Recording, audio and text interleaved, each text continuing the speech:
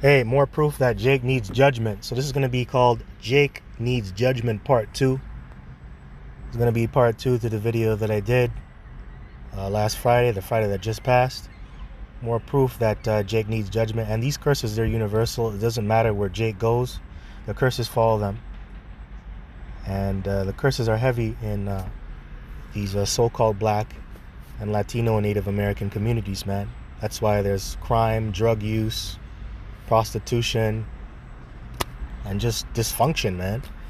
Because the curses follow you wherever you go. You can be in America, you can be in Canada, you can be in South and Central America, Africa, Europe, wherever you go, the curses are going to follow you. And they're going to destroy you. You know why? Because you're getting judged by Yahweh Bashem Yahushai. So it's a spiritual problem. It's not just about your environment or where you live. It's a spiritual problem, man, because it's universal. This is happening in Toronto. So it says here, an 8-year-old Toronto boy has died after he was struck by a stray bullet while asleep in his bed early Saturday morning. Police were called to Martha Eaton Way and Trethaway Drive on the north side of the city around 12:30 a.m. There you go. And this is in, I believe, near the Jane and Finch area, which is the ghetto. It's not a good neighborhood. It's not a good area. And who resides there? You tribes. Okay, so, hey, these type of things, you know, you hear about it happening in Chicago, the Bronx, New York, Harlem, New York, LA, Compton. Hey, but this happens wherever Jake is. Doesn't matter where Jake goes. This happens. All right? So, hey, the curses are universal. These curses are going to follow you wherever you go. And when are you Israelites, you Negroes, Latinos, and Native Americans, when are you going to start taking accountability for your actions? When? When, man? And where is BLM? Where are these human rights groups? Where are they? Where are they to call out your folly? Where, especially BLM? Where are they at? Why isn't BLM talking about black on black crime?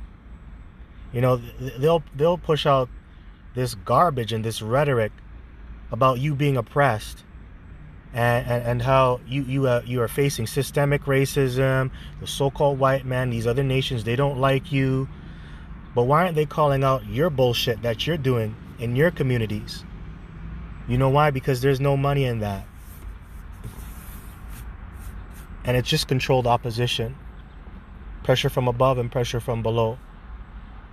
Because they want you people to go at each other so they can profit off of you and bring forth an agenda, which is the NWO. That's all it's about. And if you look at BLM, who's financing it? It's George Soros, all these rich bankers, man. But where they at, man? Where they at? Because, first of all, the so-called white man in the other nations, they're not the ones coming into your neighborhoods and shooting up little children and destroying your communities. They're not doing that. It's you Jakes, you Israelites. And I guarantee you, this community right here, in this clip that we're about to watch, this community knows who the bad guys are. The criminals. They know who are the ones behind the shooting. They know who did it. But due to black culture and its stupid rules and regulations, because it's so toxic, they have something called no snitching. Don't snitch. That's a part of black culture. So nobody's going to come and fess up and talk to the police and get things done, because they don't want to be labeled as a snitch, and they don't want to make themselves an open target to the criminals and to the rest of the people that are in the community living around them, right? So it's just toxic, man. It's just toxic. What the fuck is wrong with you tribes? And then another thing about Toronto, you have a lot of Benjamites in Toronto, and I get on you Benjamites too, because let's go into Little Jamaica, Eglinton West. Since 2011, there's been ongoing non-stop construction in your area where your businesses are at. And it's been making you lose business, not allowing you to generate money so you can spread it around your community and around your own people. It's been going on for 11 plus years. 11 plus years. And your businesses are going bankrupt. And there's no outrage. Why aren't you people complaining? That's Little Jamaica. You Benjamites have been in this country from time. But you don't see these things happening in these other nations' communities, because right beside your community, Little Jamaica, right beside Little Jamaica, you have the so-called Jews, Amalek, them Khazars. You don't see any construction being done near their businesses. Nothing's being hindered, but it's happening in your communities. The fucking black community is a joke, man. It's a fucking joke. It is a joke. It is a joke. And you know why? Because you're under the curses. You are under the curses. And when are you going to acknowledge that? You're not. Only the elect is going to acknowledge it. 2/3 of you, you're done. You're done. And our people are going to be righteous in the kingdom. And we're going to be changed. Our members are going to be mortified, man. And I can't wait for that. But anyways, man, I ranted. Let me get a quick precept and I'm going to go into the clip. So this is Hosea chapter 4, verse 6. My people are destroyed for lack of knowledge, because thou hast rejected knowledge. I will also reject thee, that thou shalt be no priest to me. Seeing thou hast forgotten the law of thy power, I will also forget thy children. As they were increased, so they sinned against me. Therefore will I change their glory into shame. And that's exactly what you're going through, shame. And you know what? You're no longer a priest. You know what you're called? Or you know what you like to call yourselves? Or how people see you? You're not a priest. You're a thug or a ninja or an NY. That's what you are. You're negative. You're not a priest. You're not an overseer of sacred things or holy things. You're none of those things. You're a thug now. And that's why you're forgotten. That's why you're forgotten. Nobody cares about you. Nobody cares. And that's because you've forgotten the law, statutes, and commandments. You've forgotten your power. So that's why you're forgotten. That's why you're cursed. That's why you're a thug.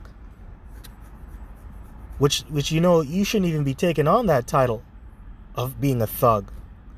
Because that goes back to Elam, the so-called East Indians. Going back to the 13th century, man, the cult of Thuggee, which was like the mafia back then. The Punjabi mafia. That really goes back to Elam. Elam, they're the original thugs, man. The OG gangsters. But you have taken on that persona, that image. And look where it's gotten you. So you're not a priest, you're just a thug. You're just a fucking ninja, man. An NY or a YN. Not an NY, a YN. Young nigga. That's what you are, man. It's a goddamn shame. But anyways, let me play the clip here. What's happened here is a cowardly, disgusting act of violence. A family shattered after an 8-year-old boy was killed by a stray bullet while sleeping inside his North York apartment on Friday night. The saddest part of this is this young boy was in bed at home when this happened. He was in his home, the safest place that you can be with your family, in bed, when he was struck by a stray bullet. The family has identified the victim as 8-year-old Chave Roy. A family spokesperson says Roy was lying down with his mother when it happened. There are no words that can capture the pain of losing a child in such a horrific and senseless way. This young boy should have had his whole life ahead of him. We owe it to him, and we owe it to every child to do better. Police were called to Martha Eaton Way and Trethewey Drive just before 12:30 for reports of gunshots, finding the young boy with a gunshot wound. He was taken to hospital where he was pronounced dead. Residents report hearing over a dozen shots fired. The scene spans the apartment complex and neighboring plaza with more than 24 evidence markers. Police say the shooting took place outside by this sign towards the building, and 2 other units were hit by gunfire, but no one else was hurt. So far, no suspect or vehicle description has been released. Toronto Police Chief spoke with the grieving family at a nearby apartment before speaking to media with a message to those responsible. We will leave no stone unturned in our pursuit of you, and we will bring you to justice. While it's still early on in the investigation, Toronto police say they are allocating every resource in the city to find who is responsible and hold them accountable. In the meantime, anyone with further information is being asked to contact investigators. Lexi Benedict, Global News. Damn shame. You know this, man. You know what I noticed in the very beginning? You saw the so-called white man Now he's coming into your neighborhood to solve the crime, to clean up your fucking mess. You just saw it right here, right? The chief of police saying that there's going to be no stone left unturned. You had the detective sergeant. He came out and said, this was disgusting, and we're trying to solve the crime. Pretty much, right? So you can't blame the white man. The white man's trying to help you, right? Now he has to come in and clean up your fucking mess. Then you want to say things like, oh, racism, fuck the cops, fuck the police. But the police got to come in your neighborhood and take care of business. You know, it shouldn't be the police. It should be a communal effort. But like I said, it's not a community. It's just a group of people that are cursed, that are living together. And you know what, man? Ever since I came into this truth, I lost all hope and faith in the so-called black community and the different communities of the different tribes, man. Because the Lord ain't with you. And nothing's getting done. So Jake needs judgment, man. Jake's got to go. Let me get this. And it's going to happen. Jake is going to be destroyed.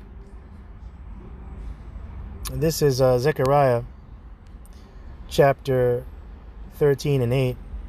We're going to get this. And it shall come to pass that in all the land, saith the Lord Yahweh, 2 parts therein shall be cut off and die, but the third shall be left therein. And I will bring the third part through the fire, and will refine them as silver is refined, and will try them as gold is tried. They shall call on my name, and I will hear them. I will say, it is my people, and they shall say, Yahweh is my power. Beautiful, man. And only the elect is going to get through, and they're going to be purified by that fiery affliction. That's how they're going to be refined and turned into silver and gold. But pretty much, man, 2 parts therein shall be cut off, and that's going into the 2/3. 2/3 ain't going to make it on this go around. They ain't going to make it.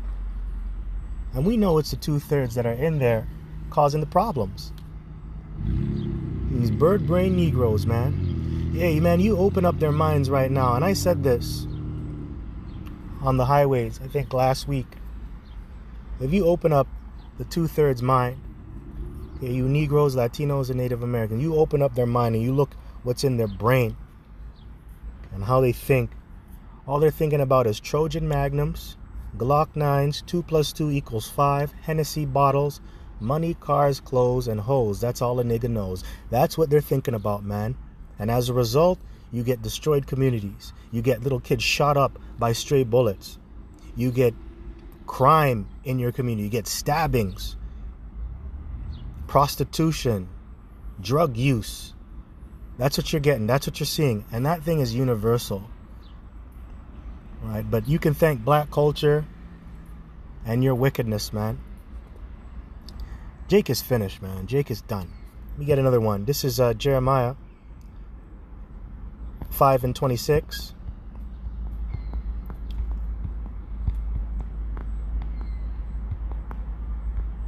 For among my people are found wicked men. They lay wait as he that setteth snares. They set a trap, they catch men. Yeah, and that includes the gangsters in your neighborhood. The thugs. Fucking annoying, man. They cause a lot of problems, these thugs. These thugs. And yeah, there's just a lot of wicked people. Wicked men among our nation. A lot of wicked men causing problems. Verse 27. As a cage is full of birds, so are their houses full of deceit. Therefore, they are become great and waxen rich. And you know, these thugs, man, that are living on the left-hand side, you know, they have taken the path of the left hand. They're doing pretty well for themselves. They've made a name in the streets for themselves. They have accumulated riches. You know, they're hood rich. And when other people see that, you know, like little kids coming up in the neighborhood, they see the boys and the thugs and whatever. Now they want to be like them. And then there you go, man. More negativity, more problems. But it is what it is. I don't have much to say. I'm pretty much done. You know, I said what I had to say. So with that, just want to give all praises, glory, and honor due unto Yahweh Bahashim Yahushua, Bahashim Rakah HaKodash. And double honors to the apostles and elders of Great Millstone of GMS that do teach well and that have taught me this truth. To you I say shalom and shalom unto the hopeful elect. This is the Son of Zion signing out. Until next time, shalom.